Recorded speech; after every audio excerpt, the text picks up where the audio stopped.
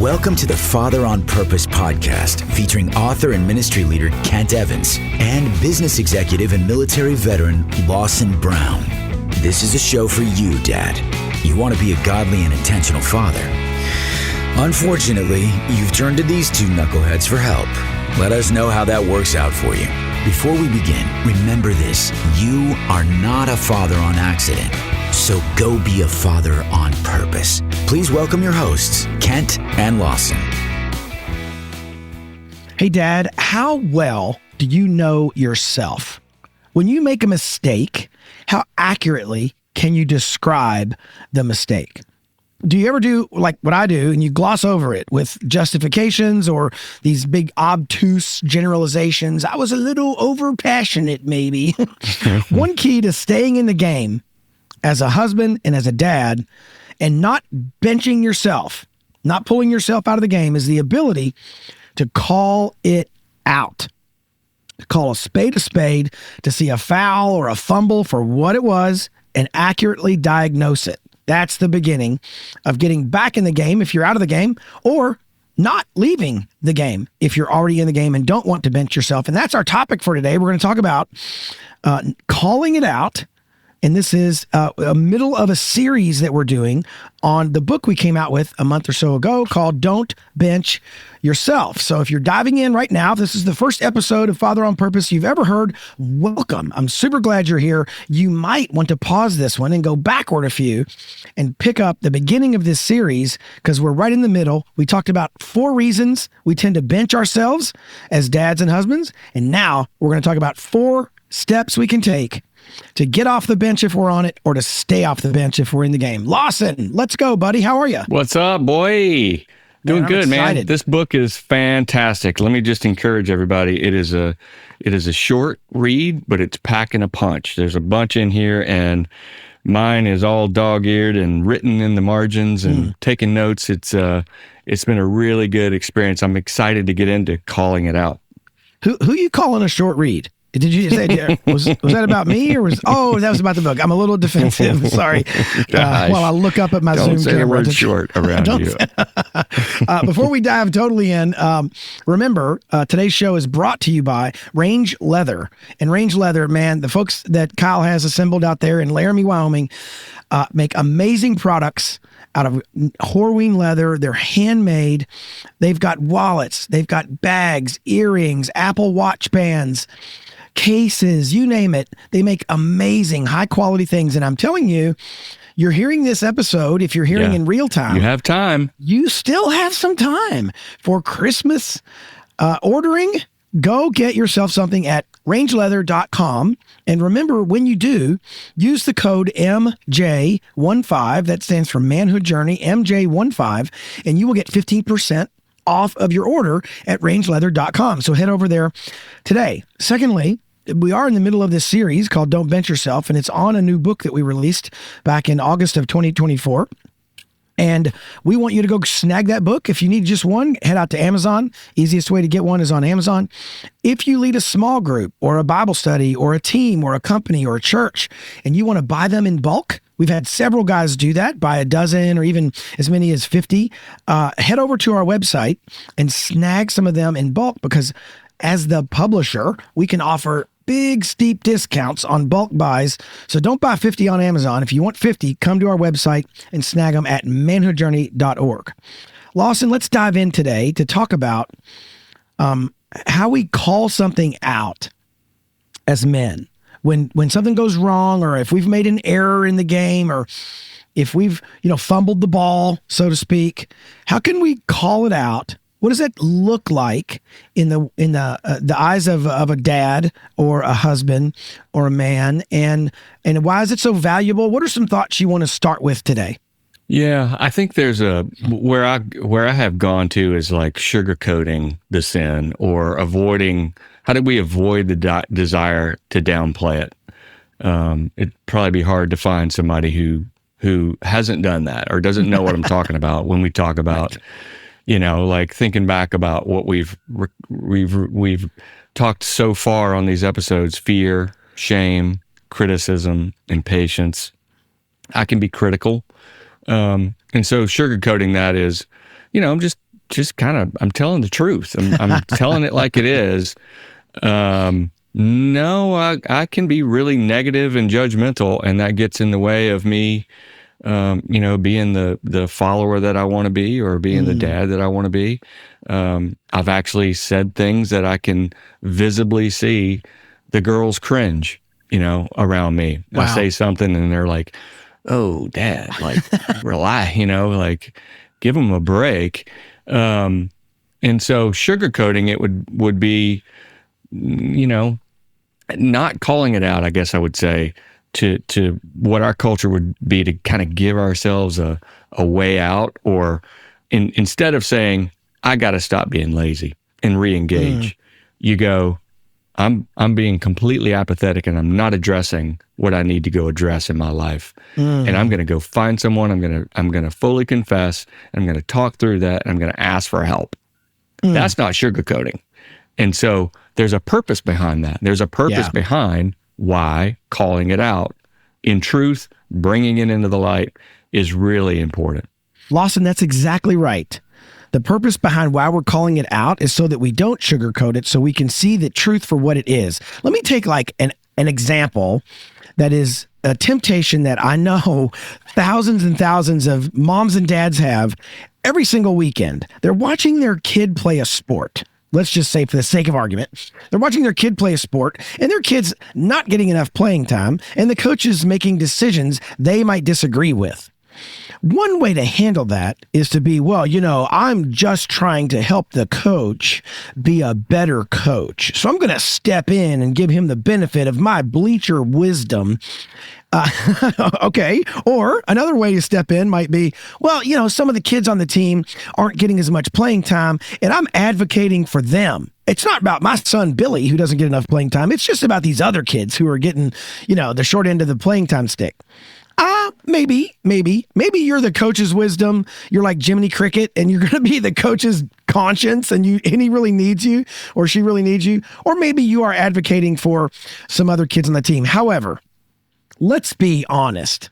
Most of the time, the reason that we want to do that and step in is so that our kid gets more playing time, or so that the team is run the way we would run it. Or we might do another thing, which is even worse, right? We may tell all the other parents in the bleachers, hey, this guy's a moron, man. This guy's a knucklehead. This coach can't do anything right. And look, your kid's not getting any playing time. Neither is mine. And we start to stir the pot, right? Stir the pot. Proverbs 6 says there are 7 things the Lord hates. And one of the things that the Lord hates is a man who stirs dissension among the brothers. So not only are we not being completely honest about perhaps our motives in what we're saying to this coach, or what we wish we could say to this coach, we're also sometimes using a really bad outlet, gossip and backbiting, as the way to get at this guy. So a lot of parents are in this situation. And if we're not honest about our motives, we're usually going to make the wrong choice. I do that every Saturday when the Georgia Bulldogs play. I'm yelling at the TV about how much better I could have called that play. And listening to that and just thinking about myself in a situation where calling it out is necessary. In our show notes, we have James 4:6. It says, but he gives more grace. Therefore, it says, God opposes the proud, but gives grace to the humble. So being humble and fully admitting and calling out whatever may be in my way. I'll just brush over it. I'm just gonna plant some flowers around this thing that I got to go deal with. That's ugly and nasty and stinks. I don't have to do my hobby every day. Maybe just 3 times a week. No, maybe I'm downplaying that, and I am retreating and escaping by playing golf all the time because I don't want to deal with what I need to deal with within my family. And so, is it worth it? Is it worth it to believe James 4:6? He opposes the proud and gives grace to the humble.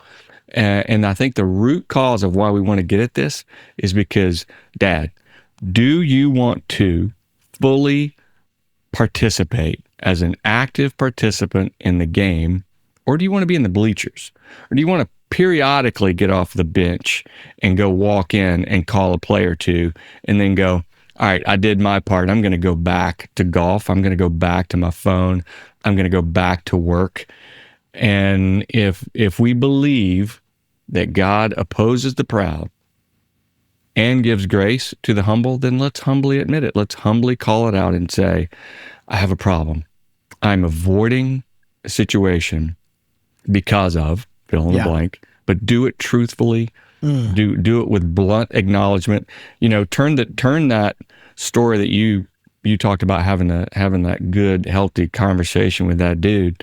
I hope he was open to it, but I also think, man, that's a powerful story. What if I turn that around on myself?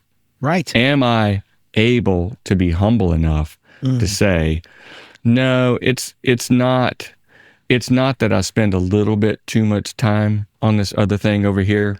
It's that I am fully putting myself on the bench because I'm scared.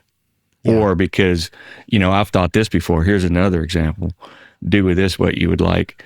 I tried that before and it didn't work. But you know what? Maybe I can get going again one day. And that the way that sentence trails off one day, you know, I have the intent. I'm gonna go. I'm gonna re-engage at I'm gonna get off the bench one day. But right now, I need to fill in the blank. I need to do whatever. Or my mistakes are evidence of my failure. I can't bring that into the conversation with my wife. You know, like, what's that going to do? That may even set us back. And so I plant flowers around it and I avoid it and I tiptoe around it versus, God, I need humility. I need to go to her and admit fully and break down and let her know that I really, really want her help. That's different, and it won't be opposed. Yeah, he will give us grace. Hey, Dad, do you ever feel tempted to pull yourself out of the game of life and just warm the bench? To sit it out while your family steps in and picks up the slack? I know what it's like to want to ride the bench and withdraw. This can be the easy path to take, but we know it's not the best one. So, the engineers at Father on Purpose Laboratories have created a revolutionary new product, the Game Time Helmet. You put it on and it relentlessly screams in your ears, "Hey, pal, keep your head in the ball game." It comes in an array of colors and even has an adjustable chin strap to lock it on tight.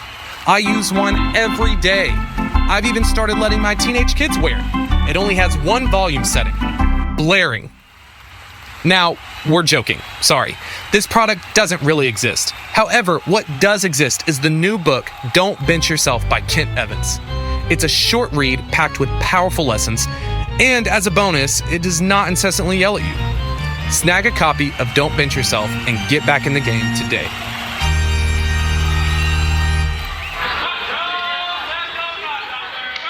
And sometimes, Lawson, in like what I'll call our sort of Dr. Phil saturated culture, no offense, Dr. Phil, but we talk a lot about how the psychology or the emotions, and we want to dance around certain things as if we're applying, in this case, language of shame or criticism, all the things we talked about before. I don't think we are. I think what we're applying is what I would call language of liberation. Mm-hmm. If you don't know the problem, you can't solve it. And what's worse yet, if you misdiagnose the problem, you may try to solve it in a way that makes it worse. So, for example, as just God has the best sense of humor ever. And so while I'm writing a book about not benching yourself, and probably on the chapter of calling it out, I don't remember exactly where I was in the book, but I do remember I was in the writing season of this book when something happened at our house. Long story short, go get the book, you can read it. But my son had something fall out of the car, and it may have broken a piece of technology, and he put it back in the car real quick, got in the car, we went to the game, and later that night, my wife April goes, "Hey, honey, I got to tell you something you're not going to want to hear." Which, by the way, is brilliant. She's absolutely brilliant. She knows how to handle me. You know, she's like She's like a CIA handler. I'm the agent, and she knows exactly what to say to me to get my attention. And I said, okay, what is it? And I was braced for impact. And she goes, yeah, this thing happened. And your 12-year-old son at the time, the Timothy, the thing fell out of the car and it probably broke and he put it back in. And I was like, broken technology, who cares? We'll just get another one or we won't need it. It was not a big deal. And I said, I'm not worried about that. It's not that I didn't want to hear that. And she goes, well, that's not the part you're not going to want to hear. And I'm like, oh, okay. So this is going to get worse. And she goes, he didn't want to tell you. And I said, well, why not? She said, well, you were already rushing them to get in the car and get to the baseball game that you were coaching. And which is another irony that I was writing a book with a baseball theme. And anyway, God's just sense of humor. And about the chapter of being impatient. And she said, and he was afraid it would just make you more mad. Mm-hmm. So he wanted to know if I would tell you. Okay, so then I have a choice to make. Right. As a human and as a dad, right? I can either go down this path that says, well, I was the coach. I needed to be on time. I got sometimes 9-year-olds. What are you going to do? You got to get them in the car. And I had to get with Titus and I had a lot going on. I had a busy day at work. And, me being responsible and getting there early enough so the boys can have some batting practice. And I can just start to make this giant list of justifications for why I was in a hurry that night. Baloney. Right. Baloney, right? Here's a way better way to approach that. Sometimes I can be a jerk of a father. And what's more, I can be a jerk of a father over a long enough period of time where I create a temperature and attitude around my house. Don't tell dad, he'll just get mad. And when I do that, that is on me. That is not on my 13-year-old kid, and it's not because I'm responsible. It's not because I'm trying to coach the team. It's because I'm a selfish jerk who doesn't control his anger well enough to create a spirit of open and honest dialogue in his own home. That's called failure as a dad. That's called failure. Awesome. If that's my diagnosis, then the remedy starts to look like this. Number one, go apologize to my kid. Hey, man, I've created an environment around here where you feel concerned to tell me certain things, and that's not you, that's me. Right. I have done that wrong. And what's more, I really want to do it right. I'm going to try harder.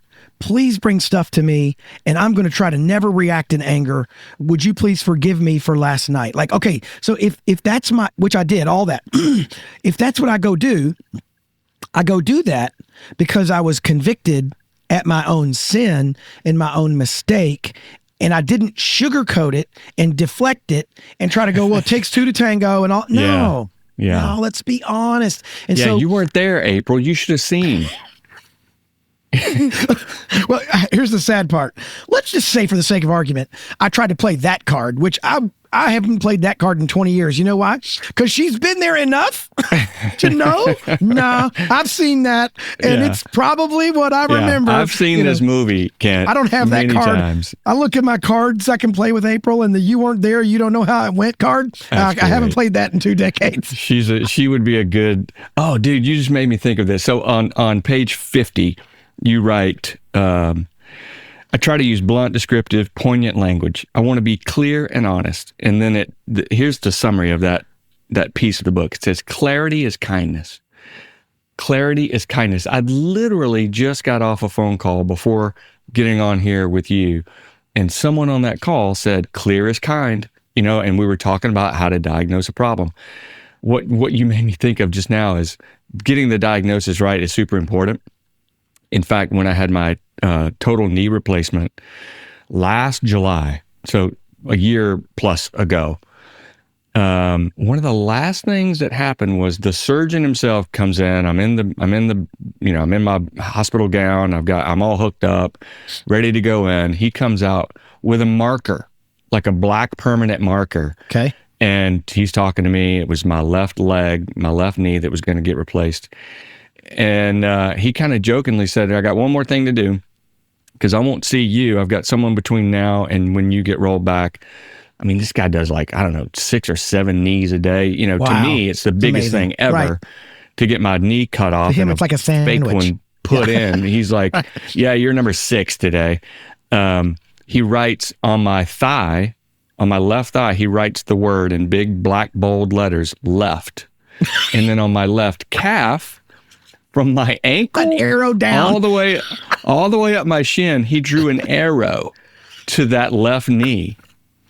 Okay, that's absolutely fantastic. And I thought to myself, We like, have he one of left the best. We have one of the best medical systems on planet Earth, and we're Right. down to Sharpies, and we're writing arrows exactly. And I thought, I actually appreciate that he did that, because Sure.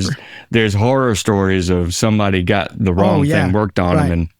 And what April did to you was she looks over and sees it for what it is and says, I know what's going on. Your shoulder's out of socket. That's right. Let me pop it back in. It's going to hurt. This is going to hurt, but you will feel relief. And it's the only way to get better if you diagnose with clarity. Now, in my defense, part of the here we go. reason. Right? There we go. No, you don't know where this is going. You stop it. You don't know where this is going. In my defense, one thing April does know about me is I do want to grow as a father and a husband.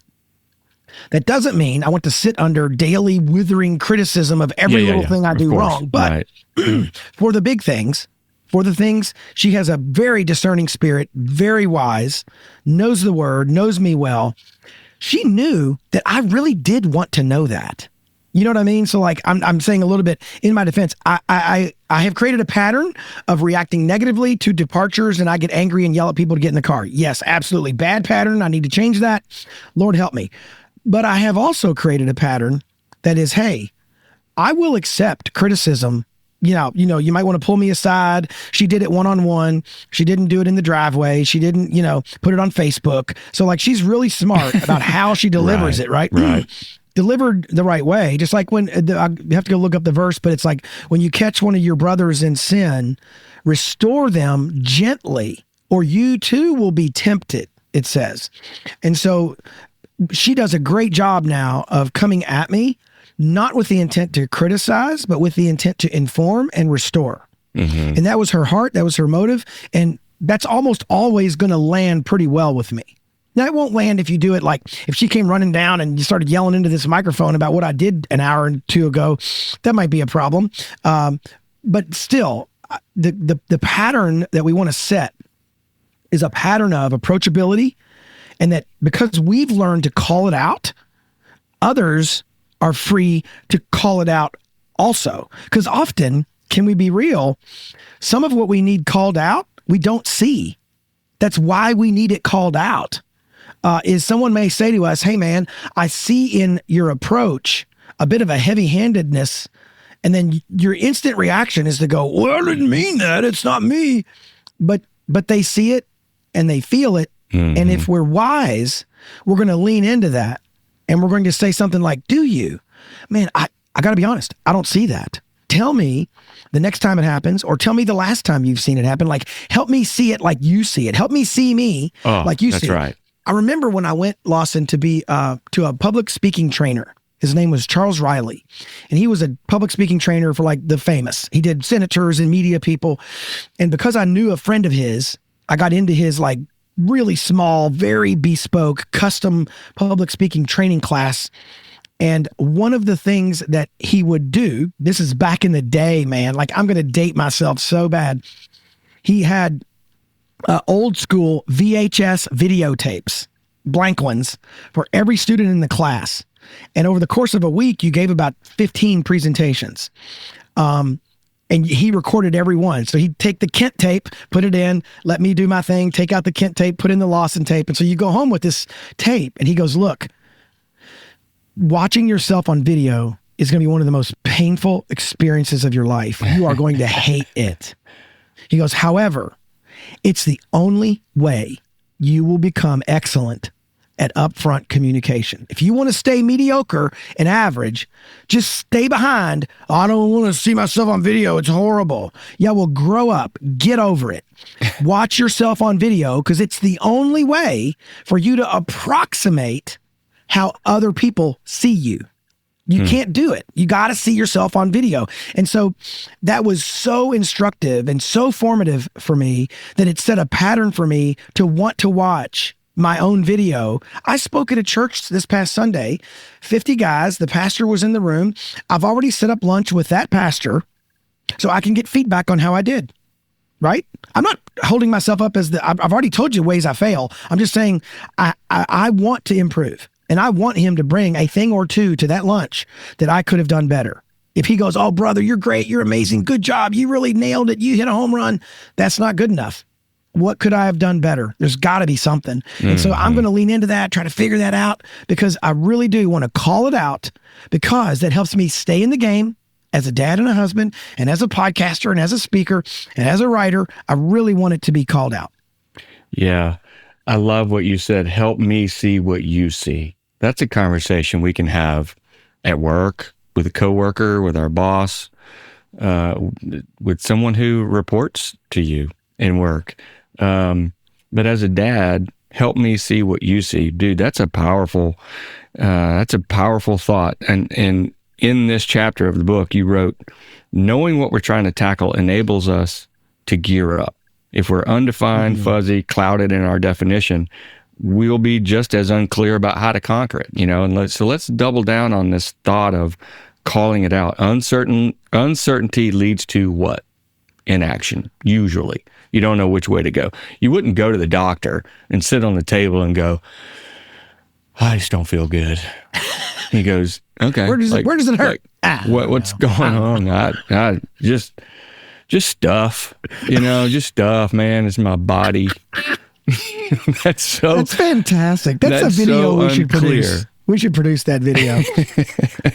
Yeah, and so what we can do as a dad is create more confusion when we're ambiguous.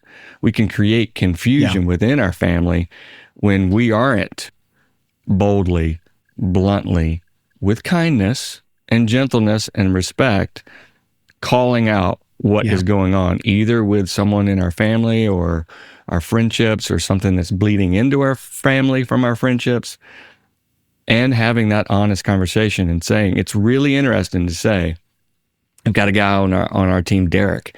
I know I can count on Derek. He doesn't sugarcoat. He doesn't pull punches. He is someone I can go to and say, help me see what you see. How did that meeting just go? How did I do? What do you wish I would have said or done differently or better? And we need people like that in our lives, because otherwise, you just can't see some things in your own self as clearly sometimes as others see it. And pray about it. Pray that God will unlock. He promises. He said, God opposes the proud, but he gives grace to the humble. Let's pray and say, I don't know how to address this in myself. I want to double down on where I can improve and what I'm not doing well and what I'm sugarcoating. I want to rid myself of that sugar and really address it, because sitting on the diagnosis table, just shrugging my shoulders going, yeah, I'm not doing something right. I don't know. That doesn't accomplish anything. So call it out, have courage, and ask for that blunt, trustworthy feedback. And I think a key is trustworthy. Yeah. They've got to trust your intentions, and you trust their intentions as well. Yeah. We've had on this show before, former NFL quarterback, Jeff Kemp. Good friend of mine. I was just on a call with him yesterday. What a stud, man. I love that guy. Go get his book, Receive. It's a great book. Go buy it. Jeff is a guy who can tell you, having sat in those rooms the Monday morning after a game, he can tell you what happens after the game, right? Game film. And they're going to watch it. And here's the thing. Right. Average, mediocre, insecure people don't want to watch game film. But professionals know they have to watch game film in order to win and get better. So the question for us often as fathers is, do we want to be stuck? Do we want to be mediocre, average, weak sauce dads? probably if you're listening to this podcast, that's not you. Yeah, right. True. Those guys aren't listening to this podcast. In fact, send this podcast link to 3 of your weak sauce dad friends. I mean, slackers. Think of 3 men in your life who are total slackers and send them this podcast and then timestamp it to this moment and say, hey, he's talking about you. Don't do that. I'm just kidding. It's a joke. But none of us want to be like a pathetic, average, lousy father. I don't even think guys, I think 95% of the guys who ever become a dad want to do it well. Well, man, some of that is going to look like game film. Yeah. I mean, we're recording this in 2024. I don't know when you're listening, but one of the best athletes in the world is Patrick Mahomes, playing quarterback for the Chiefs, one of the best quarterbacks to ever play, a couple Super Bowls already, you know. So you look at a guy like that. I've never met him, but I will guarantee you that if I went to him right now and said, what do you think about Monday game film?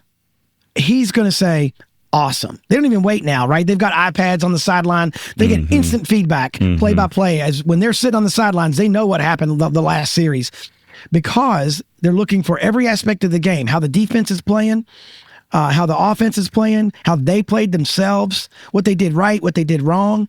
And so I'm confident that guys who want to be the best in their field love the process of game film and seeing their mistakes and seeing their victories, seeing the things that seeing what they went did well. right. Yeah, let's replicate what went well. I guarantee you, right? He wouldn't say, "Oh, look, I've been playing this game plenty long. I don't even look at film anymore. I know. I know without even looking." And so for us as dads and as husbands, we've got to look at like feedback or even our own conviction. When we leave that kid's room and we know we were ugly, we yelled at him, you know, we got to be in the hallway and go, wait, stop. That was not okay. Let me play that back. I'm going to play that back real quick. I'm going to look at my life iPad. I'm going to walk back into that room and go, hey, that was wrong.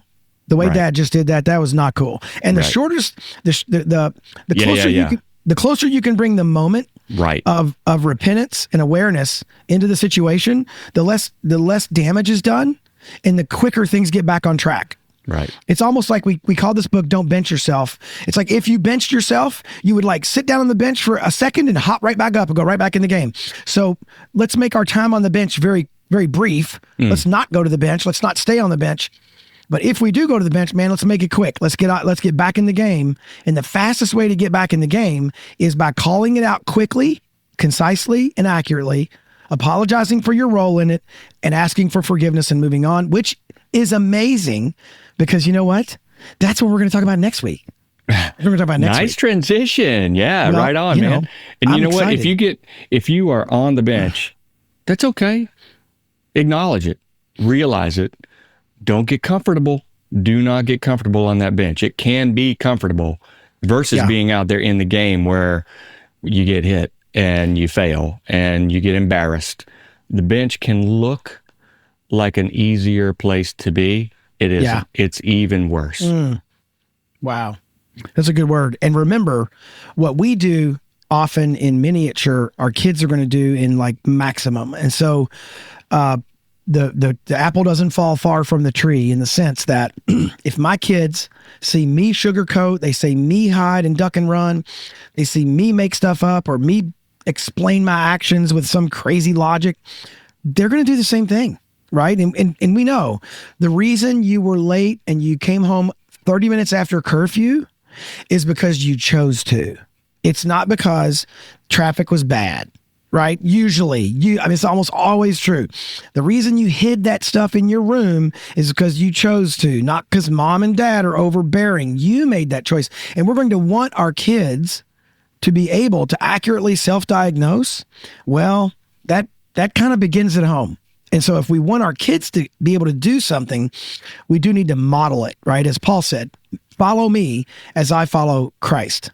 Take a cue, by the way, for example, as we close today's show, by one of our recent customers on our website. His name is Jerome. Jerome bought one of our guidebooks called Breaking Barriers, and it's about communication with your kids. And he said to us, his biggest goals are to cultivate and leave a godly spiritual legacy for his children, to spend dedicated quality time with each of them, and to meet them where they currently are in life. One of his big challenges is to find the time to connect with them in meaningful ways in the midst of a busy life. So that might be you. That may be you. You may be just like Jerome, and you can feel that. Well, dial in next week, and we're going to talk about after you have figured out how to call it out, and you've been able to call it out, what do you do to make it right? Tune in next week for that one. Hey, Dad, thank you for listening to today's show. If you found this episode helpful, remember, you can get all the content and show notes at manhoodjourney.org/podcast. And if you really liked it, please consider doing 3 things. Number 1, share this podcast with someone. You can hit the share button in your app, wherever you listen to podcasts, or just call a person up and tell them to listen in. We're sorry, your call cannot be completed as dialed. Number 2, subscribe to this podcast so you get episodes automatically. That helps us as well to help dads find the show. You can do that through your favorite listening app, whatever that is. And finally, review this podcast. Leave us a review, good or bad, wherever you listen. Those reviews also help other dads find the show. You can always learn more about what we're up to at manhoodjourney.org or fatheronpurpose.org. We will see you next week.